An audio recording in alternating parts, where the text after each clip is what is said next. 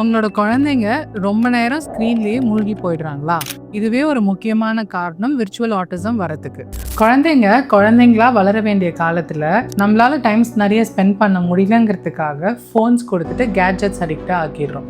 அதனால வரதான விளைவுகள் தான் விர்ச்சுவல் ஆட்டிசம் அப்படிங்கிற ஒரு விஷயம். குழந்தை பிறந்து 3வது மாசத்துல அம்மா ஒரு தெரிஞ்ச முகத்தை பார்த்து ஸ்மைல் அந்த மாதிரி ரியாக்ஷன்ஸ் கொடுக்க ஆரம்பிப்பாங்க. நம்ம கேட்ஜெட்ஸ் ரொம்ப கொடுத்து அடிக்ட் பண்ணுறதுனால கொஞ்ச நாளுக்கு அப்புறம் அந்த சோஷியலைசேஷனே குழந்தைங்களுக்கு போயிடும். கண்ணை பார்த்து பேச மாட்டாங்க, அவங்களே ஐசோலேட் பண்ணிப்பாங்க. அவங்கள பொறுத்தவரை நம்மளை சுற்றி இருக்கிறவங்க யாருமே லிவிங் வேர்ல்டு கிடையாது. அவங்களுக்கு அந்த கார்ட்டூனில் இருக்கிற அந்த ஃபாஸ்ட் மூவிங் கேரக்டர்ஸ், அந்த ஃபன்னி ஃபேஸஸ், இதுதான் அவங்களோட ரியல் வேர்ல்டு அப்படிங்கிறத அவங்க அசியூம் பண்ணிப்பாங்க. இந்த மாதிரி ஒரு சைல்டு இருக்காங்கன்னா இதுலேருந்து அவங்கள வெளியில் கொண்டு வர முடியுமா, கொண்டு வர முடியாதா? கண்டிப்பாக கொண்டு வர முடியும். இதுக்கு நம்மளோட நெக்ஸ்ட் வீடியோ ஃபாலோ பண்ணுங்கள். இதுக்கான டிப்ஸ் தெரிஞ்சுக்கலாம்.